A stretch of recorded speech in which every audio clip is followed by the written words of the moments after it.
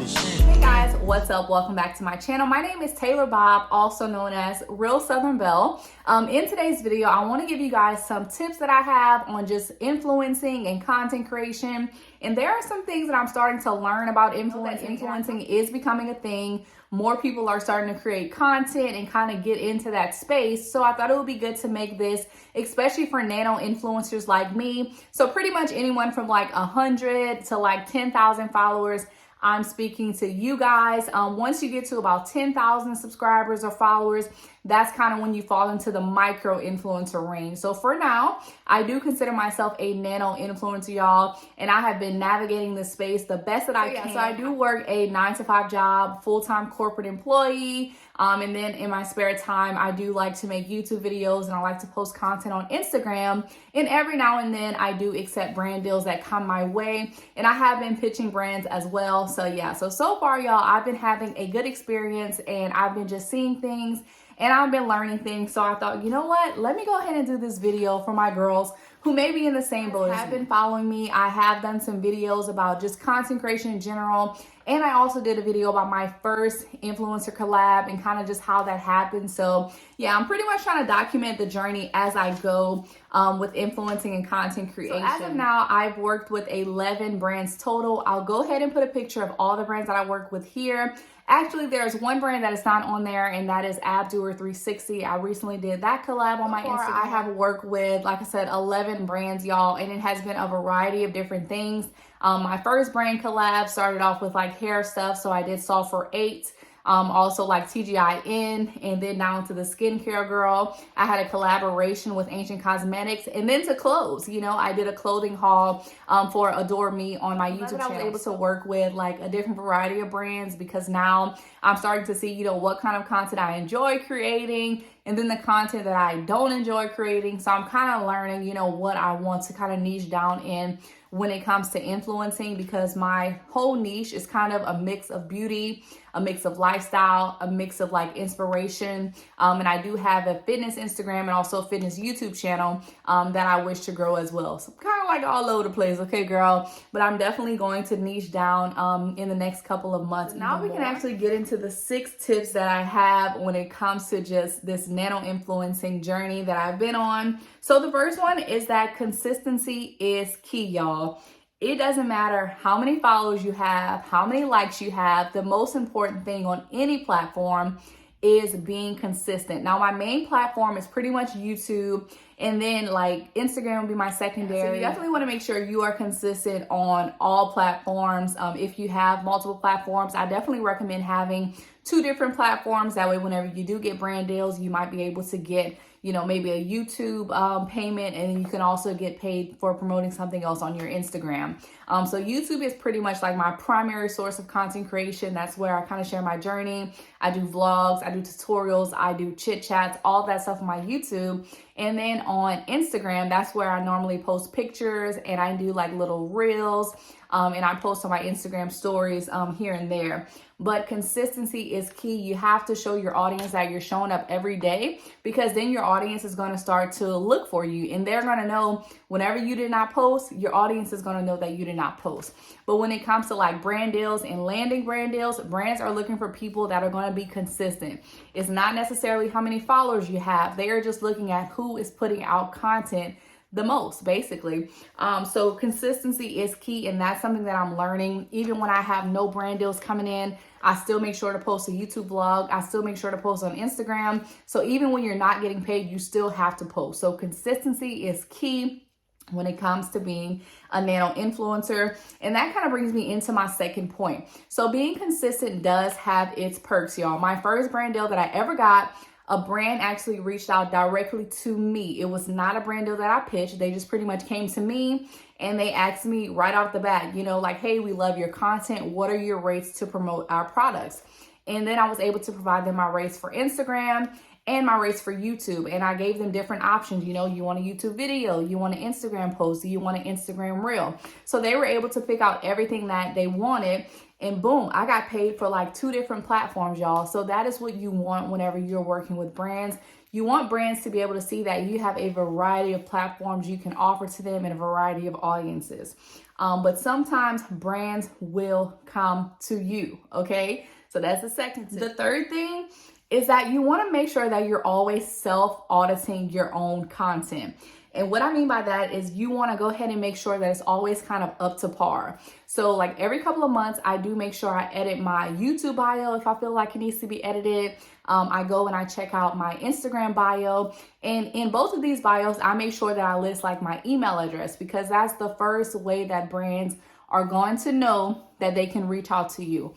Some people like to put for PR and collabs, email here, or some people put for all inquiries, please email, or they just put the little email emoji with their email. When I got my first brand deal, I don't know where they came from. I don't know where they took my email address from, but I figured, okay, well, I have my email address in pretty much every bio. So they either found me on YouTube or they most likely found me on Instagram. So you definitely want to make sure you're self-auditing. If you feel like there are some old pictures that maybe don't fit your aesthetic anymore, you can archive those photos on Instagram. And you can do the same thing for YouTube, y'all. If there's like videos maybe that you don't find that they're relevant to your channel, you can go ahead and remove those.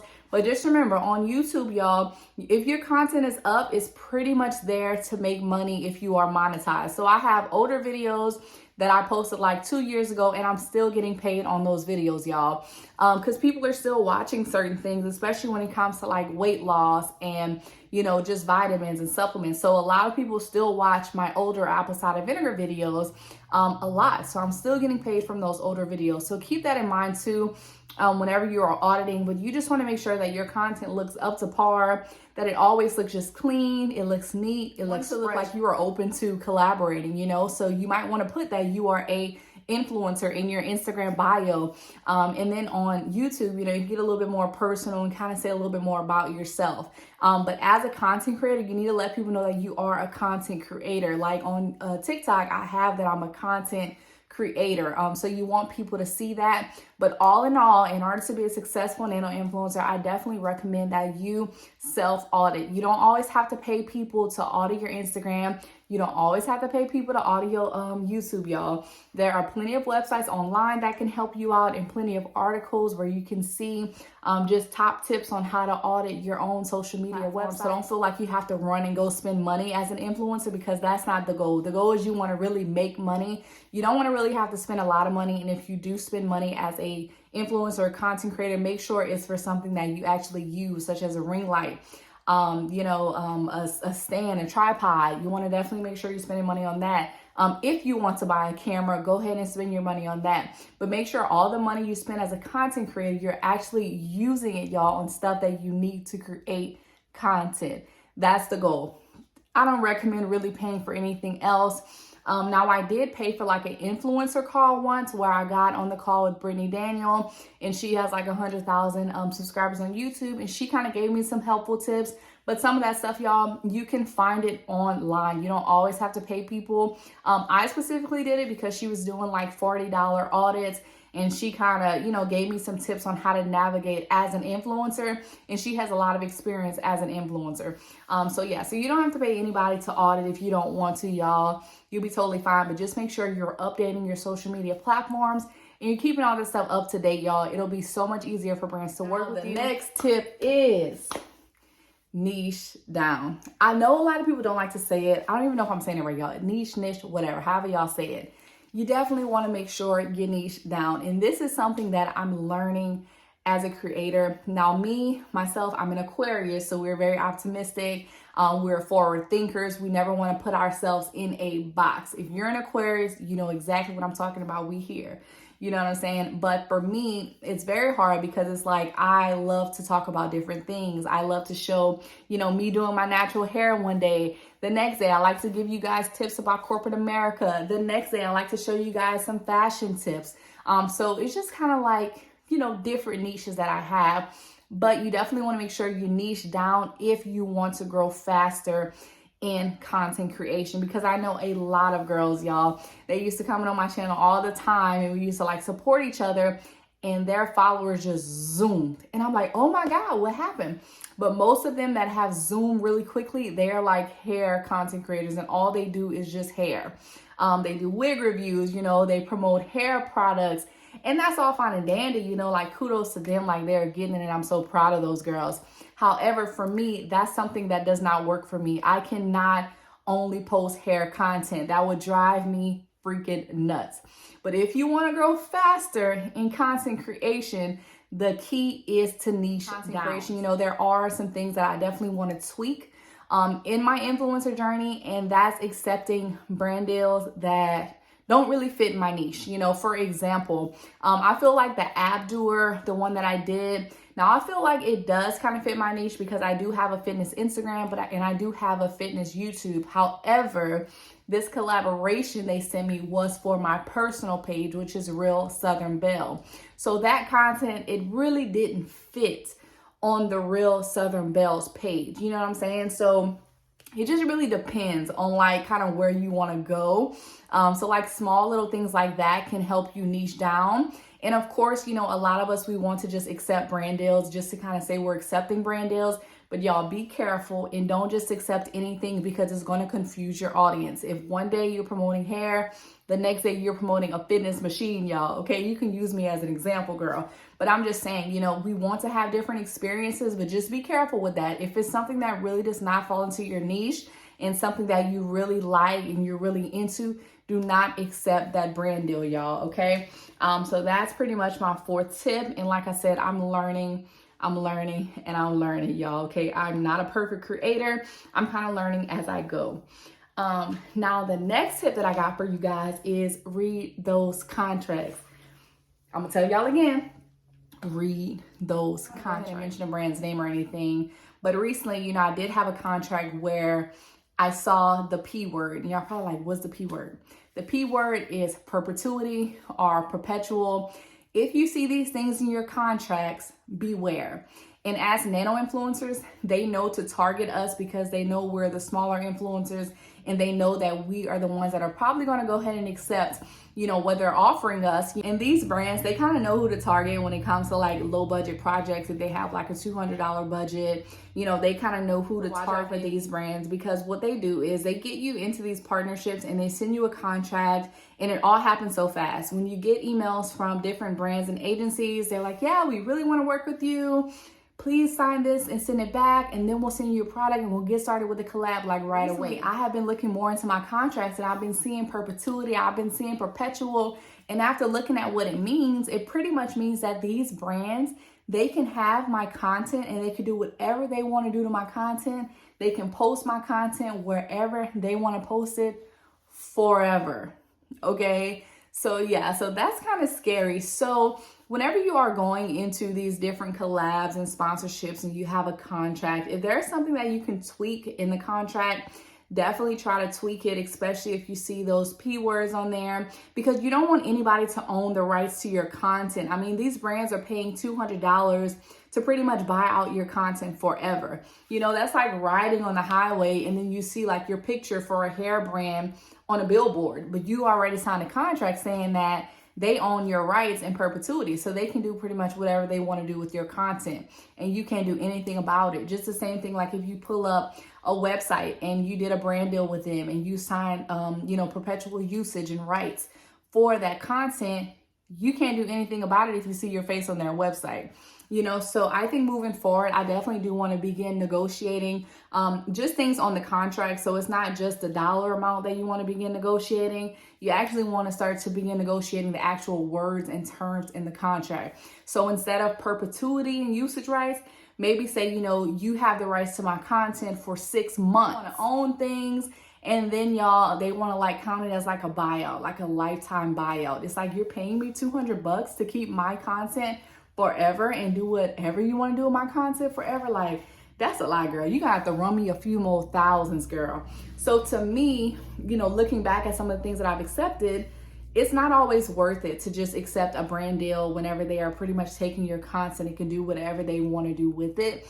So be careful and try not to just accept anything, because y'all, these contracts, I'm telling y'all, like they have so much stuff in these contracts, y'all. You'll see like perpetuity, you'll see, you know, like buyout. If you see all of those things, just be careful and make sure if you are, you know, licensing out your content in perpetuity and doing the buyout process and all that, make sure you're trying to charge them a pretty penny, okay? And even if they tell you that it's not in the budget, then sorry, well, I can't do the content for you guys, because I feel like these brands, they want a lot out of creators, and it's crazy because they know a lot of the smaller creators don't really read the contracts. You know, some of us just hurry up and sign it so we can go ahead and get the money, right? Like, I get it, but just be careful with that, y'all, because I would hate for y'all to see yourselves on a billboard and you can't do nothing about your picture up on their billboard because you signed a contract. So you definitely want to be careful when it comes to contracts. So that's all I'm gonna say. So that's my little 5th tip that I have for you guys. And then the last tip that I have is practice, practice, practice. Let me say that again. Practice, practice, practice. Okay. And if you are a person who really loves content creation, you're going to create content anyway, whether you're getting paid for it or whether you're not. I have been creating content for years. I love, you know, scheduling photo shoots and posting on my Instagram. I don't get paid for a lot of this stuff, y'all, but I do it because it's stuff that I love to do. I love to post on my stories. I love to post on Instagram. I love to post on YouTube. I love to post, you know, YouTube vlogs. I don't get paid for all of that stuff, you know. Like, yes, YouTube pays me a little bit because my page is monetized. However, a lot of the things that I post, y'all, I'm not getting paid to post that content. But what I'm saying is that all of that you're doing, so like taking pictures, creating reels, creating videos, all of that stuff is practice. So don't stop. So if you're starting to maybe vlog on your channel or doing certain videos on your channel, keep going. All of that stuff is going to help you whenever you start getting paid brand deals. You know, if a brand says, hey, I want a reel from you, you already know how to do a reel because you've been practicing to do a dedicated video on your YouTube channel for one of our products. Oh, perfect. I've already done that, you know? So you definitely want to keep on practicing as a nano influencer because, like I said, if you really love content creation, then you're going to be creating whether people are paying you or not. So so that's pretty much all the tips that I had, y'all. I had 6 tips, and that was consistency is key. Sometimes brands will come to you. Self-audit your own social media accounts. 4, niche down if you can. 5 is contracts. Watch out for those contracts. And number 6 is practice, practice, practice, y'all. And that's pretty much all I have today for my tips as a nano influencer. I hope you guys did enjoy. If you guys enjoyed this video, give me a like. And if you want to engage more and talk about some of the topics in the comment section, I'd be happy to do that with you all. Again, go ahead and subscribe to my channel, and I'll see you guys in the next video. Bye.